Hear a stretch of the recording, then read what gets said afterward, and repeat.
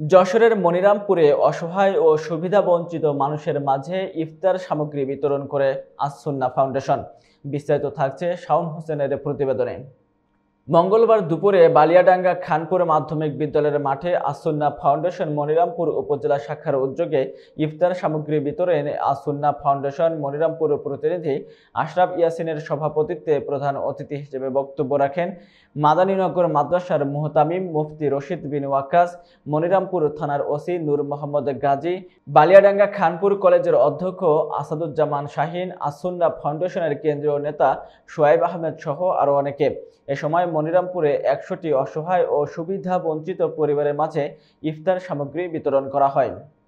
ক্লান্তিকালীন থেকে শুরু করে সবগুলো বিপর্যয়ের মধ্যে এই ফাউন্ডেশন কাজ করে যাচ্ছে। ফাউন্ডেশন ৩ ধরনের কাজ করে থাকে: শিক্ষা, দাওয়া এবং মানব সেবা। শিক্ষার ক্ষেত্রে আমাদের মাদ্রাসা রয়েছে, দাওয়া এবং মানব সেবা। আমরা একই সাথে 2টা কাজ করে থাকি। আস-সুন্নাহ ফাউন্ডেশন আজকে বাংলাদেশে যে ইতিহাস সৃষ্টি করেছে এটা বিরল।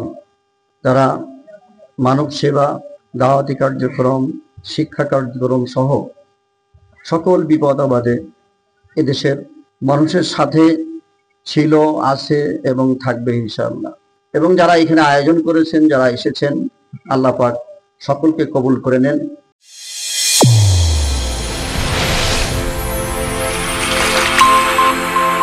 চ্যানেল A1 হৃদয়ের স্পন্দন।